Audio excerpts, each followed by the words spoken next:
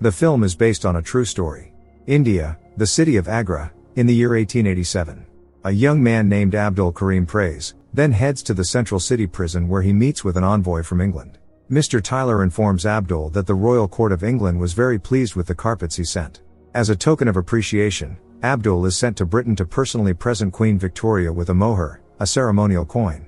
Major Arthur Bigga, the 9th Chamberlain of the Windsor Royal Court, will accompany Abdul to England. A man named Muhammad will also travel with them. Meanwhile, a maid wakes Queen Victoria up. On the way, Mr. Bigga instructs Abdul and Muhammad, explaining to them how the hierarchy works at the royal court. He also tells them that under no circumstances should they raise their eyes to Her Majesty. A group of maids help the elderly queen get out of bed. Unlike Abdul, Muhammad is not happy about the trip. He does not want to present the ceremonial coin to the main oppressor of the Indian people. Finally, their journey comes to an end. Abdul and Muhammad find themselves in a culture foreign to them. At this time, Sir Henry Ponsonby acquainted the Queen with her schedule for the day. She has many solemn meetings and other exhausting events ahead of her. Mr. Bigga brought the Hindus to the palace. The formal dinner is a strictly regulated event. Abdul and Muhammad are amazed by the formality of the English. When the Queen arrived at the court, everyone was in a flurry of activity. The most distinguished ladies and gentlemen of the kingdom entered the dining hall. Finally, the fanfare sounded, and the elderly Queen approached the table. The guests began to eat. All actions of servants were finely tuned to the smallest detail. Victoria fell asleep right at the table. She was awakened when the profiteroles were served. Finally, the time came for the ceremonial presentation of the moher. With the tray in his hands, excited Abdul approached Her Majesty, followed by Muhammad. The Queen didn't care about the gift from the Indian Empire. She wanted the dinner to end as soon as possible. Contrary to strict etiquette, Abdul looked Her Majesty in the eyes. In the morning, Victoria began an ordinary day, full of boring meetings and events. Sir Henry has always announced her schedule. Strangely, Victoria remembered one of the Hindus who presented her with the coin yesterday. The tall one seemed surprisingly beautiful to her. Abdul and Muhammad were going home, but plans changed. The Queen wished them to serve the day's banquet. Conversations with the Prime Minister bored Victoria. Soon Abdul served the royal pudding to the table. All present were shocked when Abdul suddenly fell to his knees and kissed the Queen's foot. Mr. Bigga took the unlucky servant outside, reprimanding him for such an ill-considered act. What was Mr. Bigga's surprise when the Queen wished Abdul and Muhammad to be her personal footmen for the entire jubilee. Abdul was brought to the Queen, who asked everyone else to leave the room. Mr. Bigga and Sir Henry eavesdropped behind the door. Victoria was surprised that the servant was not afraid to speak freely with her. It turned out that in his own country, Abdul was not a servant but was conducting a census of prisoners in the prison. However, serving the Queen was an honor for him. Abdul told Victoria that he was the one who chose carpets for the royal court. The Queen enjoyed listening to him, as no one had spoken to her so sincerely in a long time. Before going to bed, Muhammad, who most wants to return home, complains to Abdul about life in England. However, Abdul expressed his desire to stay here longer. The courtiers are very worried that the Queen is spending 3 days in a row in the company of Abdul. He was telling Her Majesty about the culture of his own country. Victoria was pleased to learn many new and interesting things. The worried courtiers wonder about what the Queen could be talking about with the simple servant. In the evening, they took a walk in the park near the palace. Victoria was amazed at Abdul's knowledge. She would like to visit India, but it is prohibited due to the threat of assassination, as India is a colony of Great Britain. From Abdul, Victoria learned about the existence of mango. That same evening, she ordered Sir Henry to get her this exotic fruit from India. Soon, a royal picnic in Scotland took place. Everyone was shocked that the servant could speak freely to the Queen and express his opinion.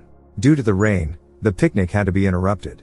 The courtiers were entertained with traditional Scottish music, which most people found unbearable, but the Queen on the contrary was delighted. Upon returning to England, Sir Henry brought the Queen documents to sign. To Henry's dismay, Victoria ordered him to leave, saying that Abdul would assist her with the documents. She also tasked Henry with ordering warm gloves for the Hindus who suffered from the cold. Abdul did not expect that Victoria would want to learn Hindi and take private lessons with him. All this time, the courtiers eavesdropped on them at the door. Everyone is concerned about the increased influence of the Hindus at court. Victoria studied the new language diligently, not even embarrassed by Abdul's touch. Later, the Queen was visited by her son Bertie, Prince of Wales. Victoria ordered Sir Henry to organize her trip with Abdul to a country residence without the company of the entourage. They rowed in a boat together, enjoying the picturesque lake landscapes. Victoria told her new friend that she was tired of all these stupid blind aristocrats who were willing to do anything to strengthen their position. Victoria also admitted that she misses her husband and friends who have long been dead. The Queen cannot hold back tears, feeling very lonely. She has 9 children, but they are all jealous and fools who are only interested in power.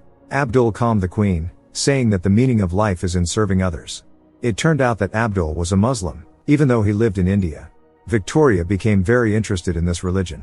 From now on, Abdul was no longer a servant but a munshi, her spiritual mentor. Concern among the courtiers is growing, everyone is gossiping about Victoria and Abdul. Later, Bertie expressed his indignation to the mother that Abdul now lives in the palace as a member of the royal court. Victoria made it clear to her son that she would do as she saw fit. The Queen intends to take Abdul with her on a trip to Florence. Muhammad had to go with them. Of course he is not thrilled about it. Abdul even had access to the royal train carriage, which greatly angered Bertie. After asking her son to close the door, Victoria presented Abdul with a special gift in honor of his first visit to Florence, a pendant with her portrait. Abdul was happy with the honor. In Florence, Victoria and Abdul spent all the time together. In the evening after dinner, the artist performed an opera about 2 lovers who are on different rungs of the social ladder. This opera had a very sad ending.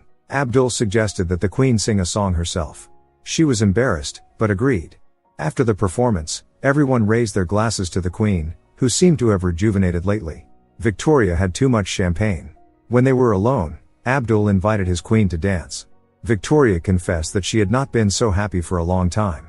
Abdul felt the same way, telling Victoria that she was the most important person in his life, even more important than the wife. When the Queen heard that Abdul was married, she was surprised. She immediately ordered his wife to be brought to England so that the husband and wife could be reunited. Soon the guest arrived at the palace. Victoria was very nervous before the meeting. The courtiers did not try to hide their displeasure. Abdul offered his hand to the wife, who was wearing a veil so that no one could see her face. In addition, the family brought their servant with them. It turned out that Abdul had not only brought his wife, but also her mother. Victoria introduced the guests to all the notable courtiers. Abdul gave a thank you speech to the Queen. Victoria was very pleased with Abdul's company and asked for permission to see his wife without the veil. He did not object. The woman seemed very beautiful to Victoria. She looked nothing like an Englishwoman. The Prime Minister and other courtiers were unhappy with the changes taking place in the palace. By Victoria's order, most of the rooms of the palace were redesigned in the Indian style. The gallery displays portraits of outstanding Hindus, including Abdul. Now Muhammad is his servant. Finally, mango was presented to the Queen, which she had long desired. However, the fruit turned out to be rotten. Sir Henry became nervous. A performance on an Indian theme was being prepared in the palace.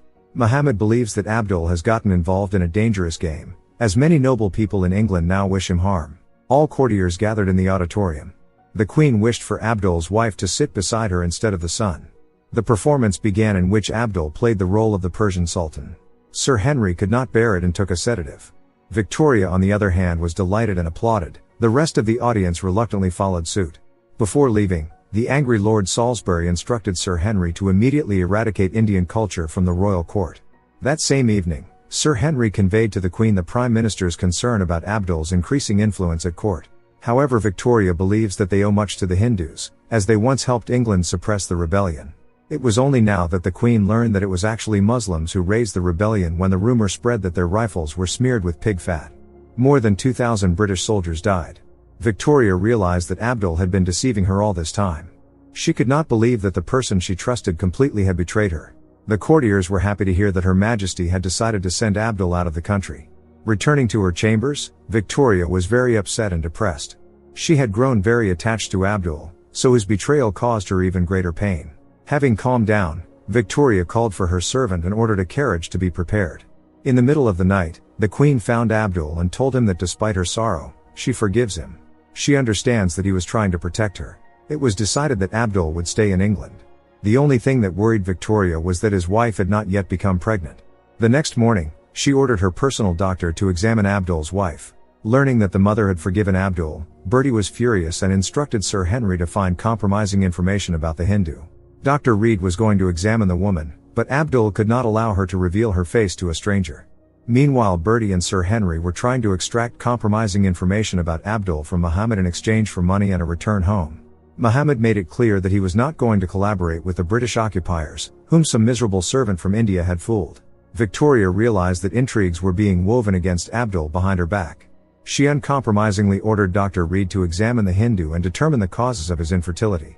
Of course, the doctor was not thrilled with this assignment. After the examination, Dr. Reed rushed to Sir Henry, reporting the good news. It turned out that Abdul had gonorrhea. Bertie and Sir Henry hurried to inform the Queen of this. Not only was Abdul leading an immoral lifestyle, but he was also not really a teacher. This was confirmed by a letter from Sir Henry's son, who was currently in India. In reality, Abdul came from an illiterate family.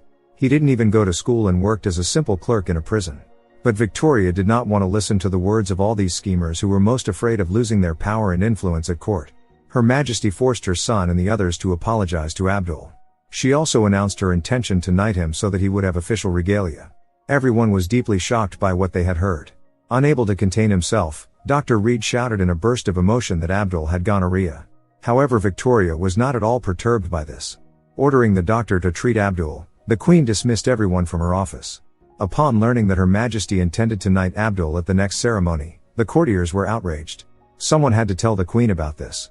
Miss Phipps was unanimously chosen as the candidate. Trembling with fear, the woman came to Her Majesty and asked her at the insistence of all the courtiers to reconsider her decision. The angry Queen accused the courtiers of treason. Bertie once again tried to convince his mother to expel the Hindu from the country. Otherwise, the courtiers threatened to declare her mentally ill and dethrone her. However, these threats did not scare 81-year-old Victoria, who had been ruling the country for 62 years. She had always been a wise and powerful queen. Therefore, if the court refuses to obey her, Victoria wants to hear it personally. The Queen announced that if any of the courtiers wished to resign, she was willing to do so without any adverse consequences for them. However, everyone remained silent, unwilling to lose their position. Her Majesty changed her mind about knighting Abdul. Instead, as a token of gratitude for his services to the Empire, he will be made a commander of the Order of Queen Victoria. As Her Majesty was leaving, she suddenly felt unwell. The courtiers were very frightened, but fortunately the Queen woke. On the same day, Muhammad passed away. The local climate took its toll on him. Abdul mourns his friend deeply. Victoria thinks that Abdul should return home to India.